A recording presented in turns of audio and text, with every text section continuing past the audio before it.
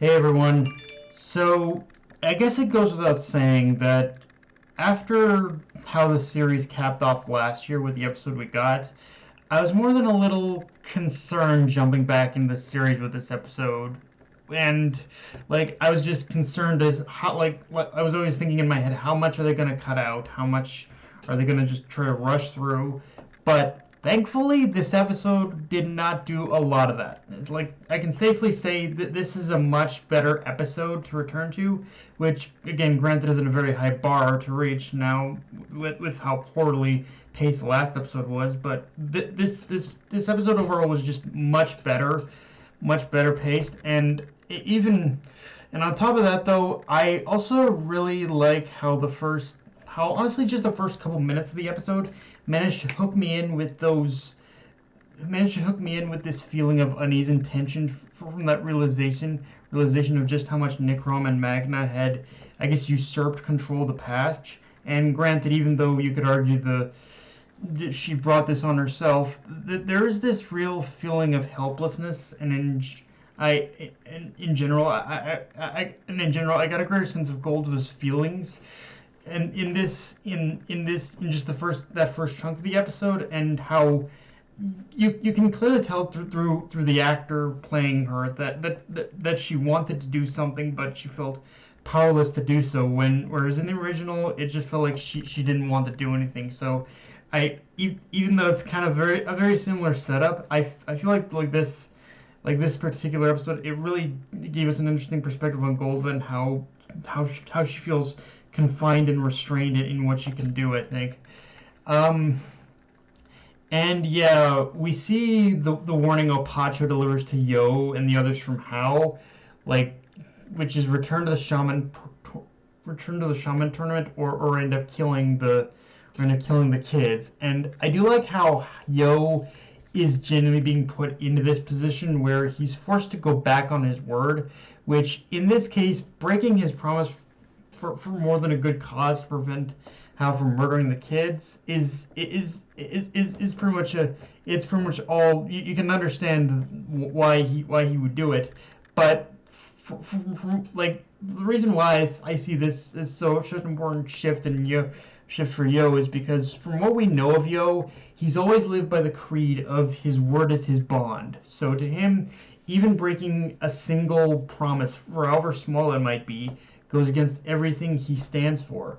But now Yo is starting to realize more and more that in order to truly defeat Hao, he is going to need to throw away a few of he's going to need to bend the rules of his creed a little bit in order to truly fight against Hao, as we see in this episode, where he had to confront the X laws in order to gain the right to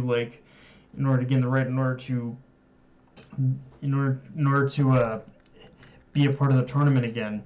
But out and I especially love, and one thing I especially love that reinforced this is how Anna basically she confronted Yo outright about this whole thing, and kind of she really forced the question on Yo about what he wanted to do. Like, Yo has always been thinking of others and doing things for the sake of others, but very rarely, if ever, does Yo ever ask himself what he personally thinks is the right course of action.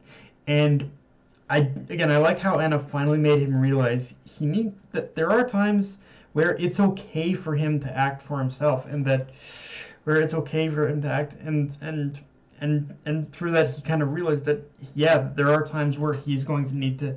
It's one of those things where he's going to need to act selfish a little bit sometimes. And I especially I love how it wasn't just Anna too, but when they were alone, Amita Maru just kind of strictly said, "What do you want to do, Yo?" Like it.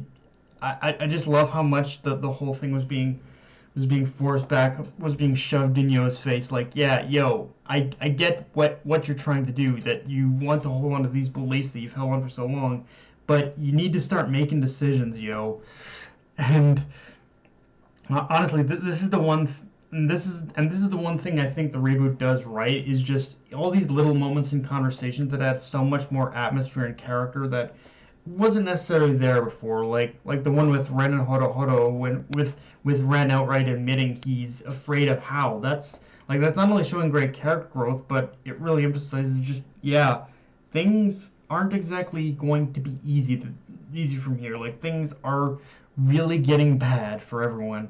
Also, a side note, but seeing Opacho's spirit form and her engaging with Yo is an addition I never really thought I needed before, but it does make her feel more like a character, whereas before she was just kind of there, frankly. So yeah. Um, we also get the reveal that Lucas, Hal's right hand man, was the one who created the X laws, and his angel Lucifer is like the first angel that was ever created from them. With what they with how they utilize that, and like, yeah, like Lucas, and just hearing that Lucas is the one who created the X Laws organization in like before joining Hal is in itself a nice little detail in explaining how, despite having all these advanced ways of combating Hal's forces, how they haven't really made a dent in stopping him either. I mean, obviously part of that is that Hal himself is practically a god, but also that everyone Hal has, like the people Hal have gathered together, they themselves aren't as powerful as Hal. Like, they would need someone who'd be keenly aware of the X-Law's techniques, their methods and tactics in order to survive for as long as they have. And in that case, who better than the man who created the organization? And honestly, I can't, for as dickish as it is, I can't blame Lucas for being opportunistic, because he knew how to use Yo to his advantage, and it is in some ways Yo's own fault for just kind of, I guess, allowing that to happen. And which, yeah, to that end, I may as well get to talking about Marco, because as everyone knows, Marco has been a very mixed bag kind of character for me in a lot of ways. But especially when it comes to this reboot. But I can acknowledge this episode right here is not only one of Marco's more humbling and humility and genuine moments of humility in the series, but it definitely shows, for whatever character flaws I have with him, the man does have his pride. And also, even though he was ultimately kind of tricked into this, I do love how Yo has taken to did take to the idea of acting for himself to such a degree now that he outright challenged the X-Laws in order to earn back his right to continue fighting in the Shaman tournament, and like just foregoing any negotiation, showing, yeah, he really is doing this for himself at this point. Like, he's doing this for himself, but it's also because he knows it's the only right way in order to fix things. But yeah, guys, that's pretty much all I got for this review. If you enjoyed the video, like, comment, subscribe, follow me on Twitter, Analyst Crunchyroll. Be sure to hit the notification bell, hit the subscribe button, and just share the video around, guys. Dark Knight of Enemy, signing off. Later, everyone.